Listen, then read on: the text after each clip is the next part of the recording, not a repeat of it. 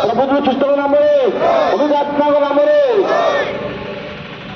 ଯୀଶୁଙ୍କ ନାମ କର ହେ ମାଳା, ଯୀଶୁଙ୍କ ନାମ କର ହେ ମାଳା।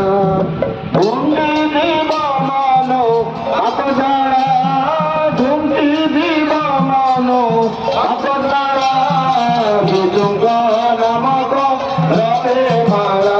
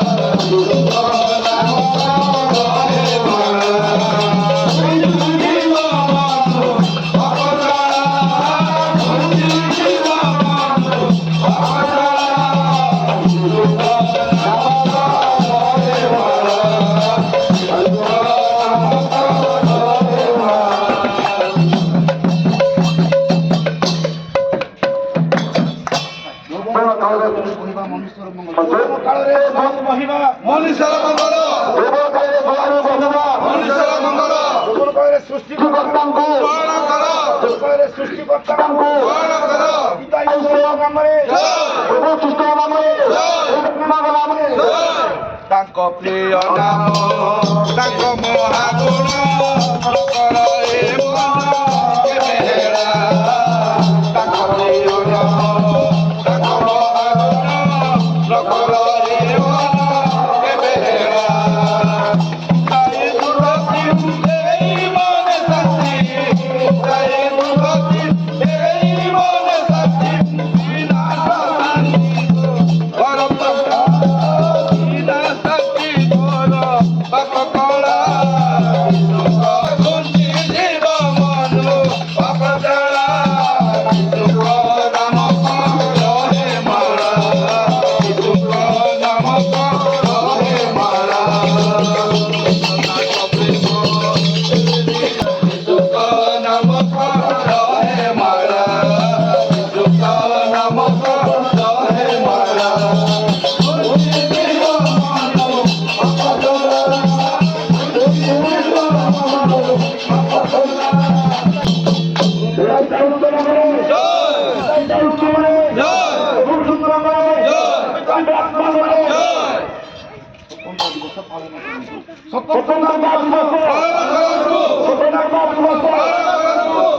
তোর তাকে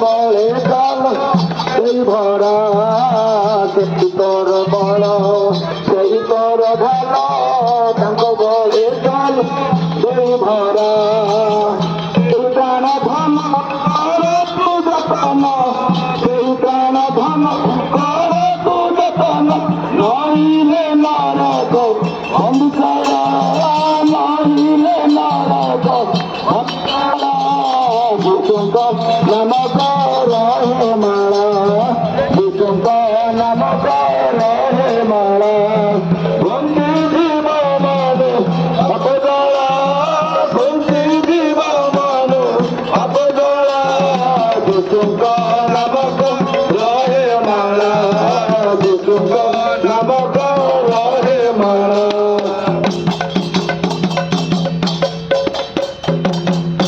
ଈଶ୍ୱରଙ୍କ ନାମରେ ପ୍ରଭୁ ଖ୍ରୀଷ୍ଟଙ୍କ ନାମରେ ପ୍ରଭୁ ଆତ୍ମାଙ୍କ ନାମରେ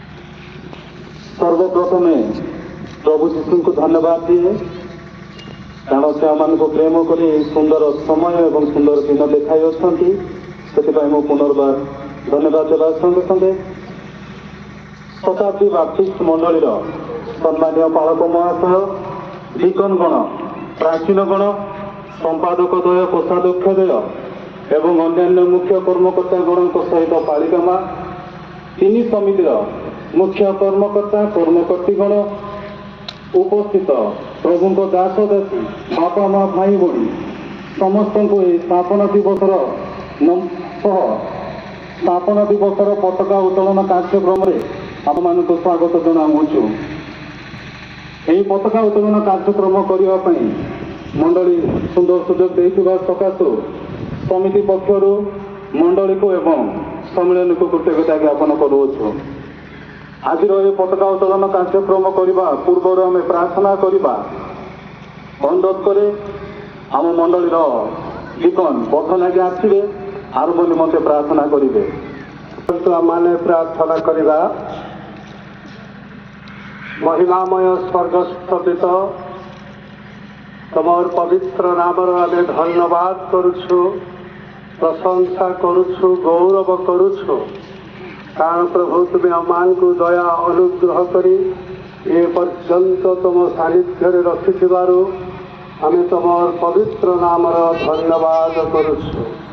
ପ୍ରଭୁ ଏ ସମୟରେ ଖ୍ରୀଷ୍ଟୀୟ ଉଦ୍ୟୋଗ ସମ୍ମିଳନୀର ସ୍ଥାପନ ଦିବସ ପ୍ରତିପାଳନ କରିବାକୁ ଯାଇ ପ୍ରଭୁ ତୁମର ଗୌରବାନ୍ୱିତ ଏହି ପତାକା ଆମେ ଉତ୍ତୋଳନ କରିବାକୁ ଯିବୁ।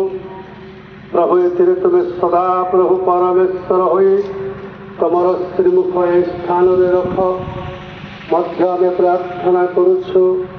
ଆଜିର ସେବା କାର୍ଯ୍ୟ ଯେପରିକି ତୁମର ଗୌରବାର୍ଥେ ପ୍ରତିପାଳିତ ହେବ ଏଥିପାଇଁ କୃପା କର। ମଧ୍ୟ ଏଠାରେ ଯେତେ ଲୋକ ଆମେ ଅଛୁ ସମସ୍ତଙ୍କୁ ତୁମ ଆଶୀର୍ବାଦ ପ୍ରଦାନ କର। ମହିମା ଗୌରବ ପୂଜା ସମ୍ଭ୍ରମ କେବଳ ତ୍ରାଣକର୍ତ୍ତା ପ୍ରଭୁ ଯୀଶୁ ଖ୍ରୀଷ୍ଟଙ୍କ ନାମରେ ମାଗିଲୁ, ଆମେନ୍। ଧନ୍ୟବାଦ।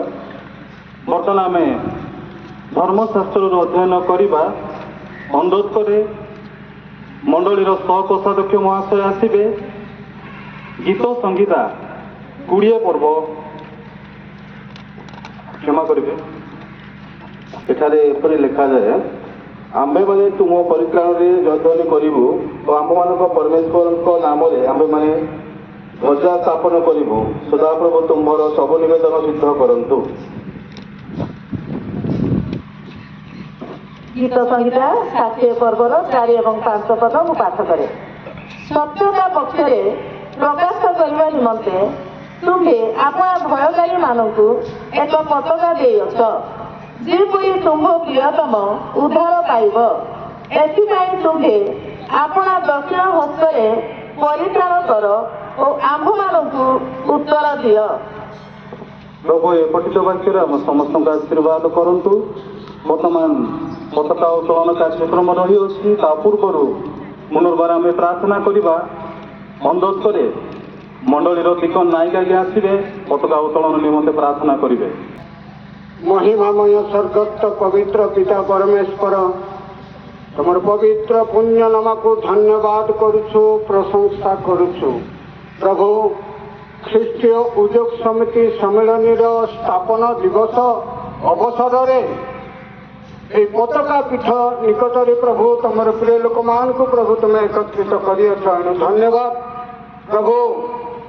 এই ସ୍ଥାପନ ଦିବସ ଅବସରରେ ପତାକା ଉତ୍ତୋଳନ କାର୍ଯ୍ୟକ୍ରମ କରାଯିବ।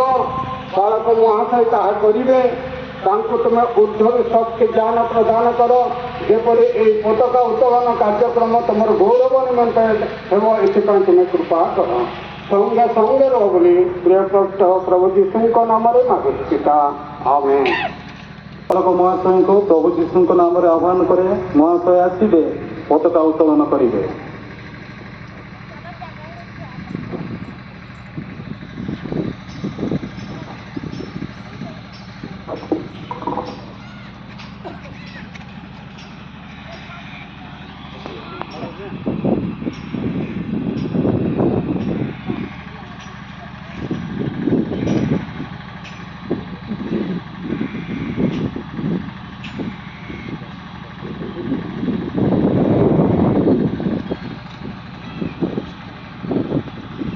ମାନେ ଉତ୍କଳ ବାର୍ଷିକ ଉଦ୍ୟୋଗ ସମିତି ସମ୍ମିଳନୀର 54ତମ ସ୍ୱତନ୍ତ୍ର ସ୍ଥାପନ ଦିବସ ପ୍ରତି ଉଦ୍ଦେଶ୍ୟରେ ପିତା ପବିତ୍ର ଆତ୍ମାଙ୍କ ନାମରେ ଆମେ ପତାକା ଅର୍ପଣ କରିବା।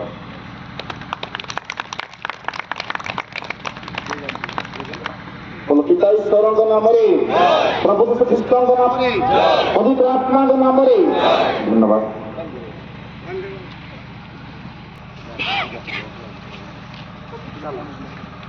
ଚାଲ